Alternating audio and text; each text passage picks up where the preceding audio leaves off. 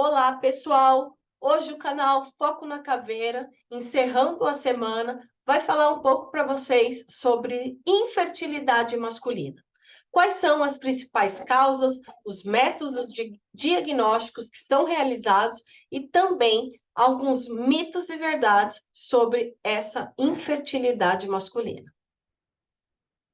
Bom, a infertilidade masculina é o quê? A incapacidade desse homem de produzir espermatozoides. Isso em quantidades suficientes ou que sejam viáveis para fecundar o óvulo e resultar em uma gravidez. Isso é infertilidade masculina. Porém, existem as suas causas. Então, uma das causas principais são os hábitos de vida. Fumar, beber, estar acima do peso, ou aqueles homens que estão frequentemente sob estresse devido ao ambiente de trabalho. Isso tudo pode levar a uma infertilidade. Beber, fumar e estar acima do peso leva o quê? Alterações no metabolismo desse homem e hormonais, fazendo com que haja a diminuição e a capacidade de produzir espermatozoides também diminui. Sob estresse, aquele homem que está no ambiente sob estresse frequentemente, também pode ter o quê? Uma desregularização hormonal, o que vai interferir na capacidade produtiva em relação aos espermatozoides. Uso de drogas anabolizantes, principalmente em questão de estética, daqueles homens que fazem o uso em relação a ter um corpo mais bombado, ganhar massa muscular mais rapidamente, isso também pode ocasionar e levar à infertilidade. Então, pode encolher os testículos e, além de encolher os testículos, consequentemente, vai diminuir o quê? A produção dos espermatozoides. O que fazer de prevenção quando se fala de hábitos de vida? Parar de fumar, parar de beber. Em casos do homem que esteja acima do peso, fazer uma dieta balanceada, exercícios físicos regularmente. Em casos do uso de drogas, como os anabolizantes, devem ser suspensos e ser usado aí um tratamento adequado pelo médico, principalmente se houver alguma outra alteração diante desse anabolizante. A varicocele é outra causa também em relação à infertilidade do homem. Corresponde o que essa varicocele? Em dilatação das veias do testículo. Então, com essa dilatação dessas veias, vai promover o quê? Um acúmulo maior de sangue e o aumento da temperatura local, interferindo o quê? Diretamente na produção dos espermatozoides. Como prevenção, o que é realizado em relação à prevenção da varicocele? É verificado pelo médico se realmente há indicativa da varicocele e é feito o procedimento cirúrgico para solucionar o problema. Então, aqui é um exemplo de varicocele. Então, a gente vê essas veias muito dilatadas. Então, quando tem a dilatação das veias, automaticamente vai ter o quê? Um acúmulo de sangue, e nesse local que está acumulando muito sangue, vai ter um maior aumento de temperatura também. Isso é a varicocele. Infecções no aparelho reprodutor. É muito comum, em relação a uma consequência, né, de um processo que vem atingir os testículos e também na produção do sêmen, é o vírus responsável pela cachumba. A gente ouve muito assim, se não ficar em repouso, a cachumba vai descer para o saco, né? A gente ouve muito isso, é muito comum, né? Porém, é uma infecção por um vírus. Então, além da infertilidade como consequência da cachumba, que pode acontecer também, aquelas infecções urinárias em que não foram identificadas ou até mesmo tratadas corretamente por esse homem, pode comprometer a produção dos espermatozoides. Como prevenção dessas infecções, o que deve ser feito? Parte medicamentosa, antiinfúngico, antiviral ou até mesmo antibiótico. E também é de extrema importância a parceira desse homem com essa infecção fazer o tratamento também, mesmo que não apresente nenhum sintoma. Isso para quê? Para evitar a recorrência desta infecção. Problemas na ejaculação, também é uma das causas em relação à infertilidade. Com a ejaculação retrógrada ou a ausência da ejaculação, pode também ser uma causa, uma vez que o homem não consegue totalmente liberar o sêmen no momento do orgasmo, ou produz pouco ou até mesmo nenhum sêmen. Qual que é o procedimento em relação a isso? Qual que é a prevenção que deve ser feito?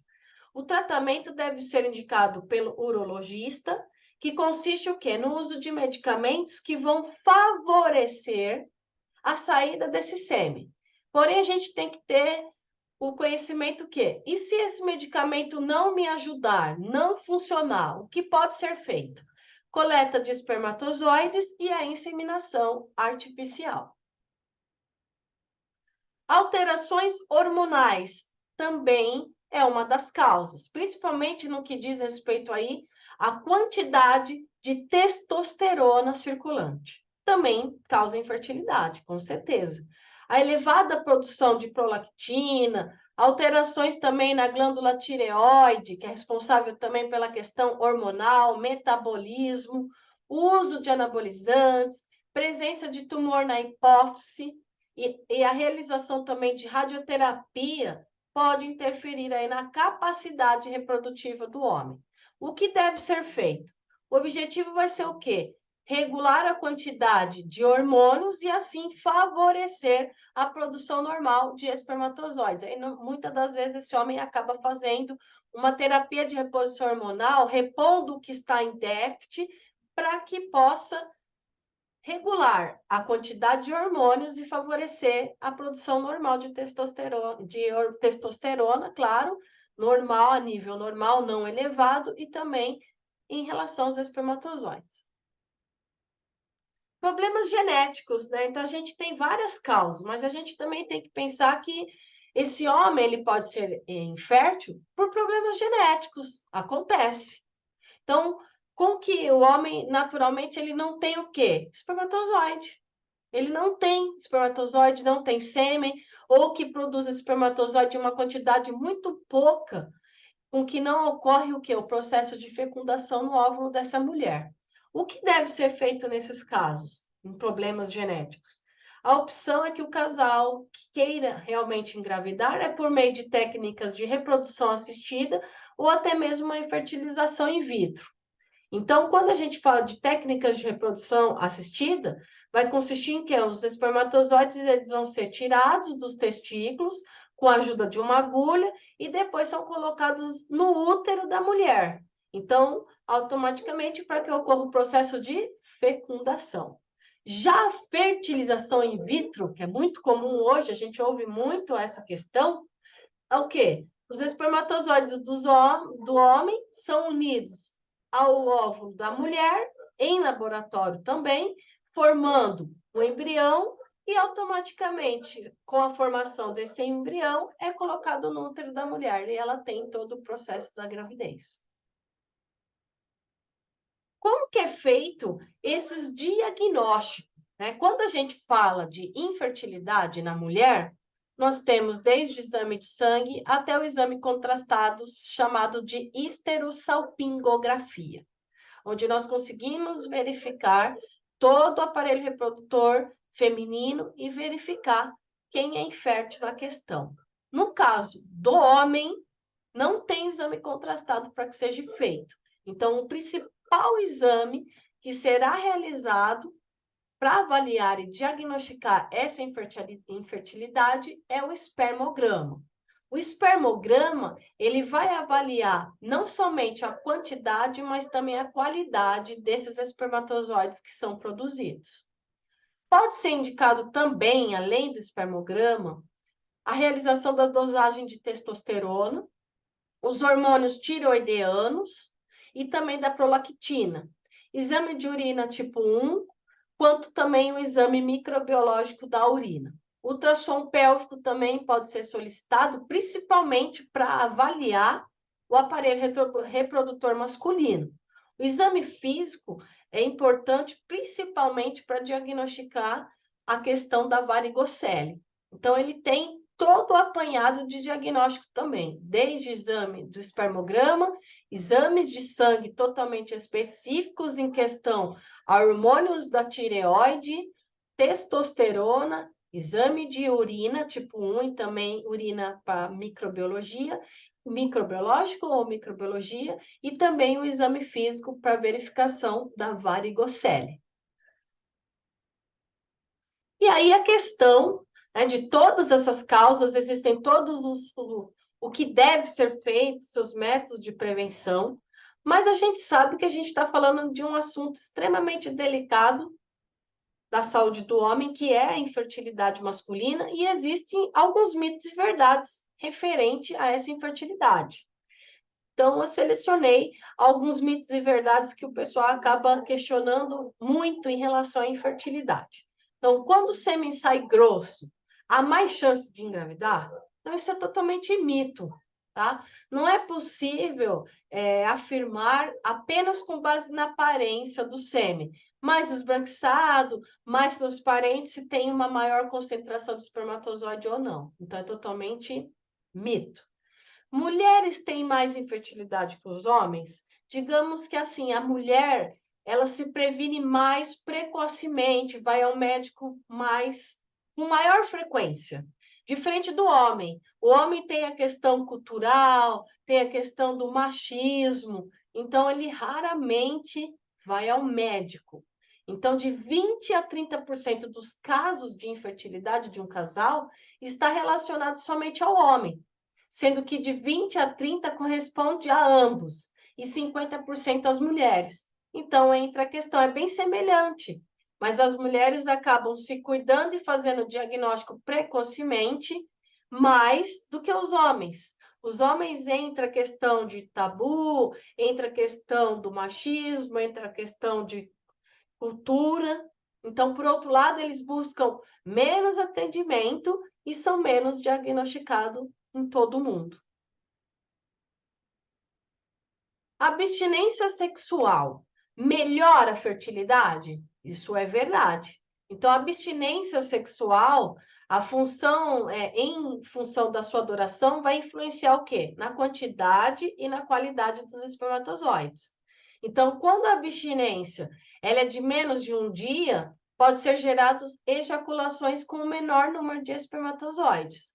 Enquanto as abstinências maiores, mais prolongadas, aquelas mais de uma semana, por exemplo, podem provocar uma diminuição na mobilidade dos mesmos. Então, por isso, pela Organização Mundial de Saúde, recomenda-se fazê-lo após um período de abstinência de 2 a 7 dias a quantidade espermática, que é o espermograma.